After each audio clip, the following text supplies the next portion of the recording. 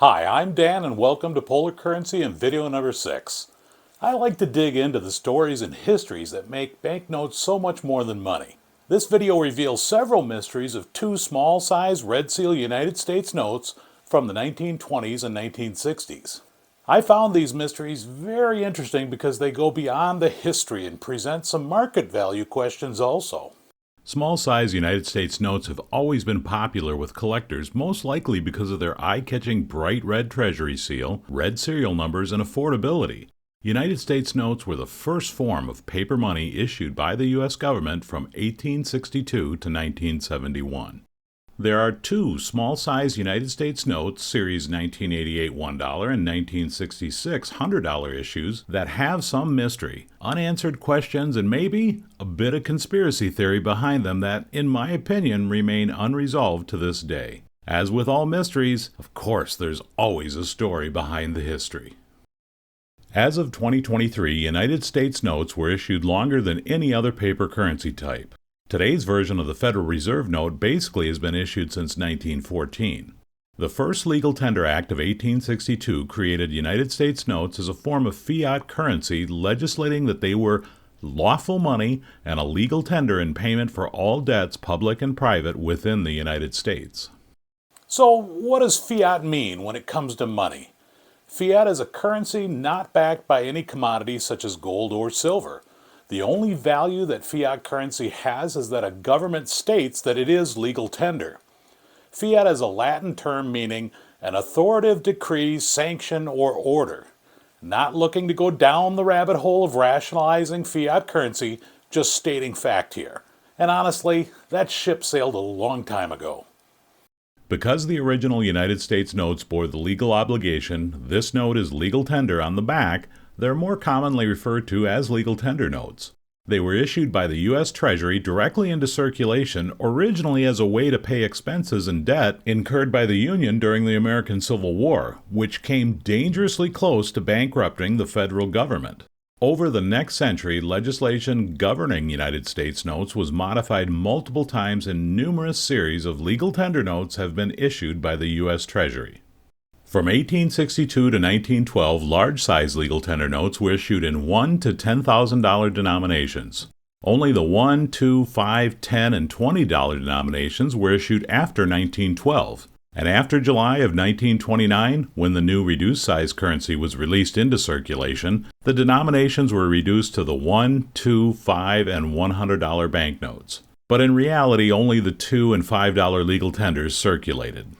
All right, I'm getting ahead of myself. We have to go back in time first. Back in time. Legal tender notes did face plenty of legal obstacles. They were declared unconstitutional in early 1870 by the U.S. Supreme Court for violating the Fifth Amendment. The majority opinion, written by Chief Justice Salmon P. Chase, who ironically was the former Secretary of the Treasury and was the central figure in making legal tender notes legal currency back in 1862.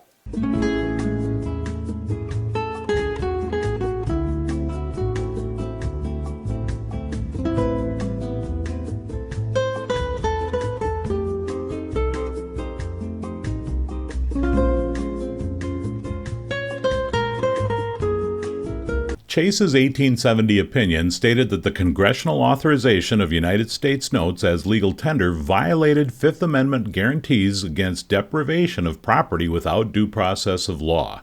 The decision was reversed the next year with a lot of political maneuvering and a game of Supreme Court musical chairs. I'm sure that's shocking to learn for all. The Legal Tender Act of 1862 came under question again before the Supreme Court in 1884, but the legality of the banknotes was upheld for a second and final time. Legal tender note sidebar here. Being the first paper currency type issued by the U.S. federal government, the reverse of the new currency was printed in green ink, forever giving most U.S. paper currency the nickname greenbacks. According to the book History of Bureau of Engraving and Printing the First 100 Years, the color was selected because it was very difficult to counterfeit and readily available. Without getting too deep here, prior to 1861, the federal government didn't issue paper currency, but everyone else and their brother did. State governments, county governments, local municipalities, companies, local merchants, and even schools all issued currency. So much obsolete currency was issued that I have a 600-page book only for Minnesota obsolete banknotes. All right, now my sidebar's getting sidebarred. That's for the next video. Simply put, counterfeiters had ample opportunity to ply their trade. One common technique was to take a picture, even with mid-19th century camera technology, of an authentic note and print it onto similar paper. That easy. Many obsolete notes were only printed with black, so it wasn't that difficult. So when a green ink was developed that was exceptionally resistant to counterfeiting, it was a big deal. That green ink was adopted by the Bureau, and the color continues to this day, more so as to tradition than anything else. Okay, finally, end of the sidebar. To fully get a grasp of our first small-size legal tender mystery, we need to go back in time again. This time to 1878.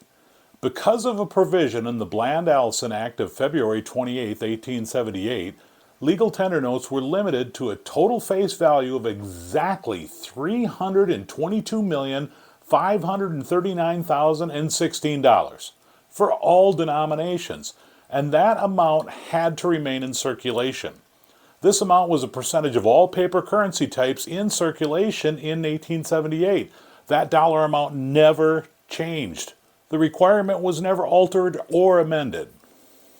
Over the next 90 years, legal tender notes eventually became a very minor part of U.S. currency, and by 1965 accounted for less than 1% of all paper money in circulation.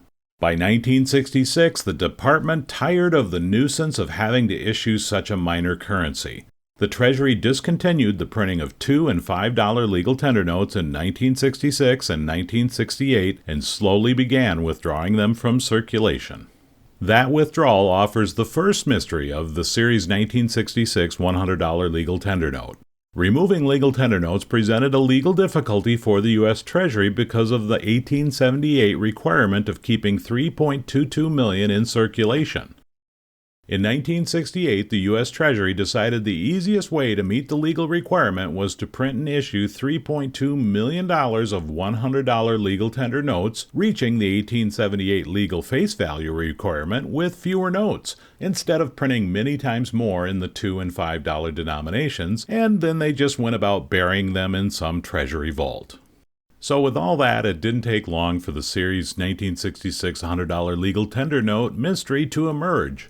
In late '68, some of the 66 legal tender hundreds were made available to the public at the Treasury Department in Washington, D.C., and various New York banks.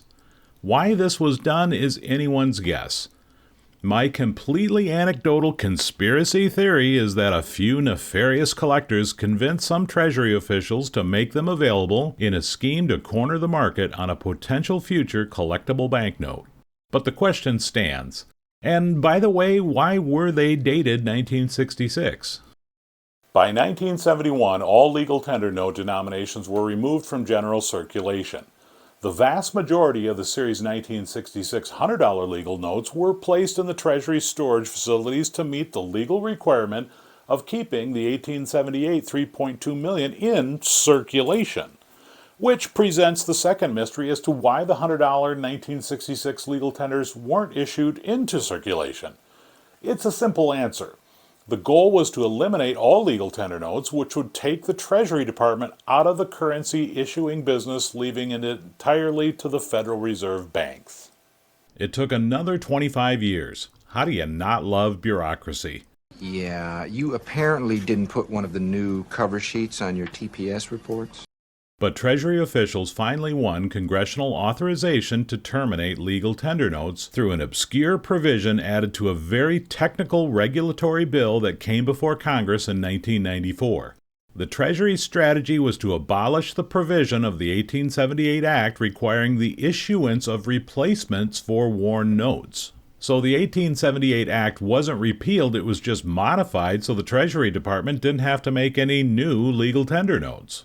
The bill was the Rigel Community Development and Regulatory Improvement Act of 1994 and was signed into law September 23, 1994 by President Bill Clinton. The act included a slew of repeals and revisions of existing federal banking laws. The key for legal tender notes was Section 602G, Section 5119B2 of Title 31 that stated, United States Code is amended by adding at the end the following. The Secretary shall not be required to reissue United States currency notes upon redemption. And that was all the Rigel Act of 1994 accomplished. There was no mention of if legal tender notes were still considered legal tender. According to two U.S. government websites, both have similar statements regarding past federally issued paper currency. All U.S. currency issued since 1861 is valid and redeemable at its full face value, and it is the U.S. government policy that all designs of U.S. currency remain legal tender or legally valid for payments regardless of when they were issued. Thanks and credit goes out to Peter Huntoon, who authored the January-February 2021 article, 50th Anniversary, the End of Legal Tender Notes. This information was made available to me as a member of the Society of Paper Money Collectors. It is worth noting that the Series 1966 $100 legal tender note did have a few minor design footnotes. One, it was the first U.S. currency to be issued with the new U.S.Treasury Seal design. The Latin inscription Thesor Amer Septent Sigil, translated the Seal of the Treasury of North America, was changed to the Department of the Treasury 1789 in English, which would not appear on the Green Seal Federal Reserve notes until Series 1969. And two, the Series 1966 $100 legal tender note is the only $100 denomination that spells out 100 over the Treasury Seal instead of using a numeral. Yeah, I know it's minor, but I'm a currency nerd. The second small-size banknote is the Series 1928 $1 legal tender, which has multiple mysteries. These notes were only printed for 2 months in April and May of 1933, yet are dated Series 1928. This raises several questions. Why were these notes printed 5 years later and backdated to 1928? They do bear the correct signatures of Walter O. Woods and William H. Wooden, who were in office during the 1933 printing. This is the same time frame when the Series 1928B $1 silver certificates were issued. Why not issue a Series 1933 $1 legal tender note? The Series 1933 $10 silver certificate only had 216,000 notes printed, a minuscule amount for any type of currency production, and yet it was issued as a solo denomination for the year of 1933. There's also a visual cue with the design that there's something different with the Series 1928 $1 legal tender note compared to the 1928 $2 and $5 denominations. The Treasury Seal design isn't the same. The $1 has the same design feel as the 1928 gold certificate with the arched text. Maybe I'm onto something or I'm on something, but why are they different? The mysteries continue. Why such a short print run? Only 1.872 million $1 Series 1928 legal tender notes were printed. By comparison, approximately 675 million of the $1 Series 1928B silver certificates were printed during the same time period. That's 0.002% of all the $1 bills issued around 1933. It's unlikely that $1.8 million would have made a dent in circulation numbers, even with the paper currency demand caused by hoarding during the Great Depression. And you can tell I'm really getting perplexed because my voice is getting higher and higher. All right, I'm calming down.